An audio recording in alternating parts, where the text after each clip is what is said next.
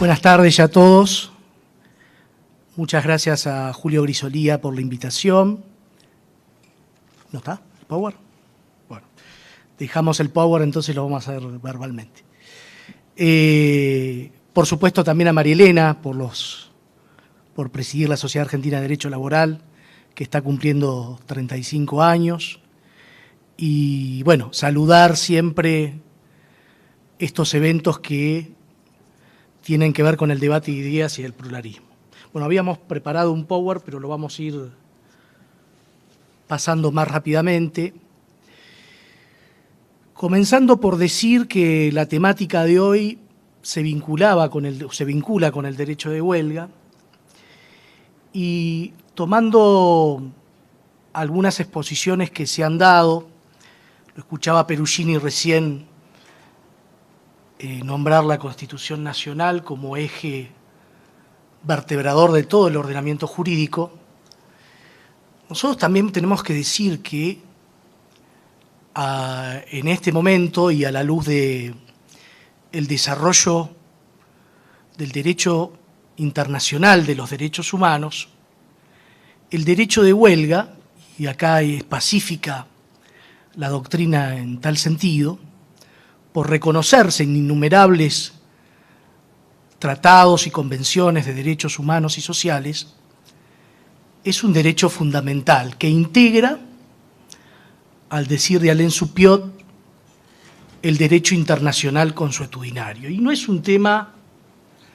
menor a los efectos de analizar las distintas normativas que se dicten en consecuencia. Recién se mencionaron, por ejemplo, el decreto 900, la resolución del Ministerio de Justicia 901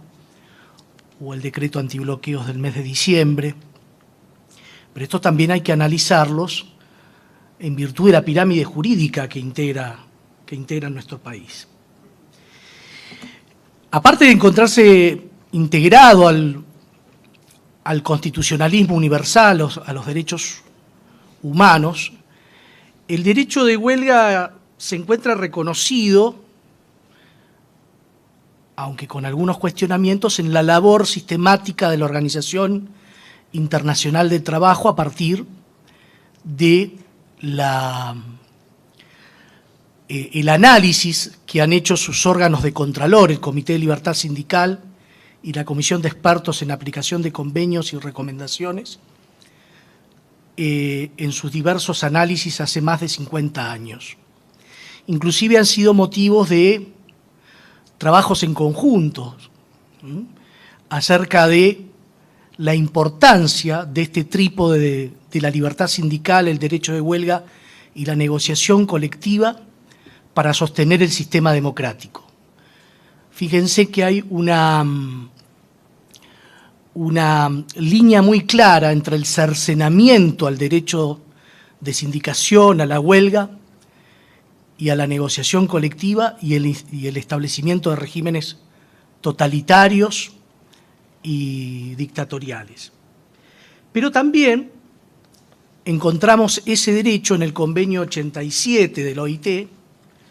este momento ustedes sabrán que se encuentra a consulta de la Corte Internacional de Justicia, la interpretación del convenio 87 respecto del contenido del derecho de huelga, sobre el que vienen trabajando en cuanto a los límites y las clasificaciones que ahora vamos a tratar de explicar brevemente los organismos de control del OIT desde hace mucho tiempo. Y desde hace algún tiempo también, a partir del fallo Lagos del Campo, Wilcaselque, etcétera, la Corte Interamericana de Derechos Humanos, cuyas intervenciones son también autoridad máxima en nuestro país y tienen jerarquía constitucional a partir de lo dicho por la Corte Suprema de Justicia de la Nación. En ese sentido, rescato la opinión consultiva 2721 de la Corte Interamericana, que ubica al derecho a la libertad sindical, a la huelga y a la negociación colectiva dentro del artículo 45 de la Carta de la OEA. Por lo tanto, la huelga, como un derecho humano protegido, dice la Corte, en el marco del sistema interamericano, conlleva la obligación de los Estados a adoptar mecanismos para su garantía, incluyendo el acceso a un recurso judicial efectivo y, obviamente, a la sanción de los responsables a la violación de los derechos sindicales. La Corte Interamericana establece, como lo ha hecho, han hecho los pactos del año 66, también constitucionalizados, que la libertad sindical, la negociación colectiva y el derecho de huelga tienen una relación de interdependencia e indivisibilidad. El respeto y las garantías de estos derechos fundamentales resultan fundamentales, y aquí él lo ata a otro elemento fundamental, que es la defensa de los derechos laborales a condiciones dignas y equitativas de labor. La Corte ha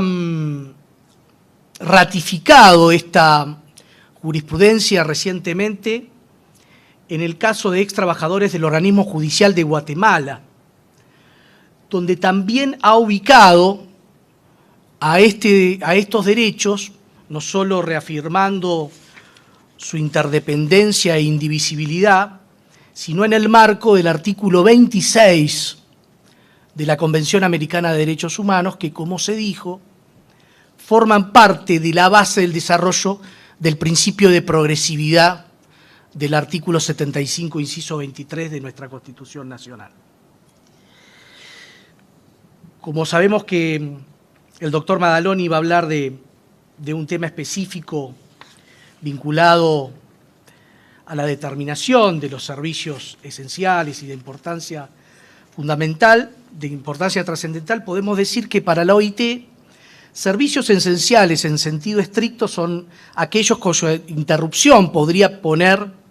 en peligro la vida, la seguridad o la salud de toda la población o parte de ella. Existe otro concepto que son los servicios esenciales por extensión, que en rigor de verdad, de acuerdo al desarrollo de la doctrina de los órganos de control de la OIT, fuera una creación del Comité de Libertad Sindical y de la Comisión de Expertos, que de alguna manera se pueden asimilar a los denominados servicios de utilidad pública.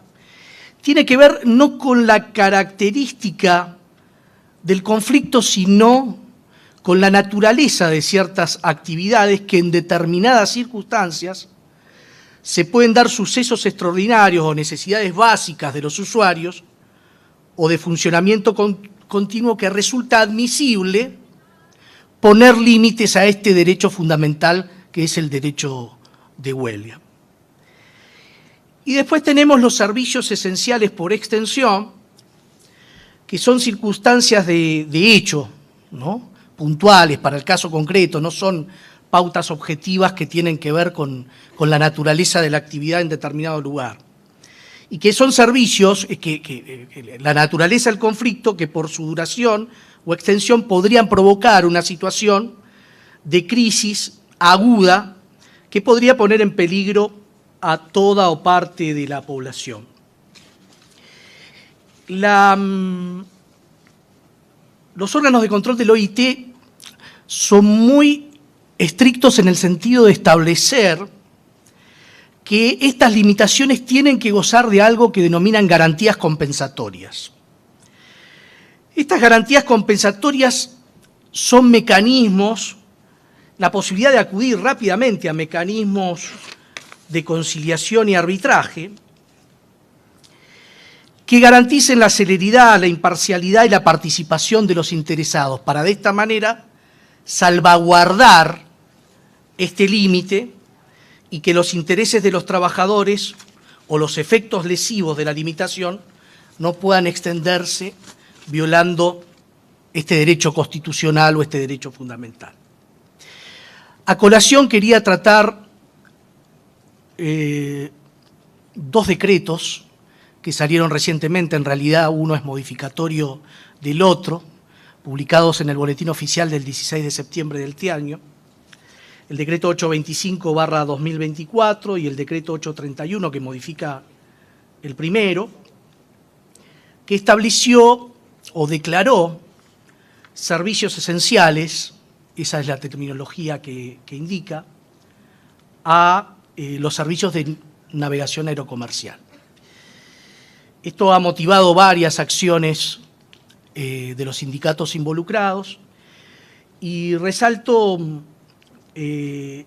fallo del Juzgado Nacional del Trabajo número 42,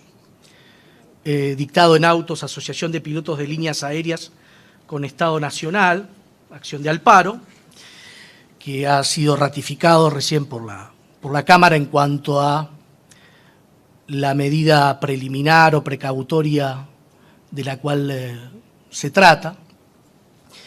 que el fallo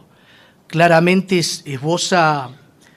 la buena doctrina de la Organización Internacional del Trabajo. Primeramente reseñando, porque esto tiene mucho que ver,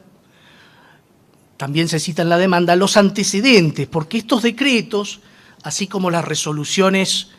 del Ministerio de Justicia que se nombraban antes, que tienen que ver con los protocolos antibloqueo, o el segundo que fue denominado Comando de Fuerzas Unificadas para la Protección de la Producción, tiene su antecedente. El antecedente textual es el DNU 70/23,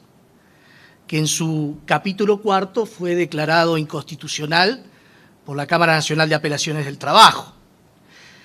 y que obviamente después se trata de reproducir mediante otros mecanismos, saltando esta situación, ¿no? Debemos recordar que ya la huelga, los servicios esenciales genéricos y más allá de lo que la OIT establece como servicios esenciales, se encontraba en el artículo 97 del título cuarto, que se encuentra suspendido y con sentencia definitiva de segunda instancia.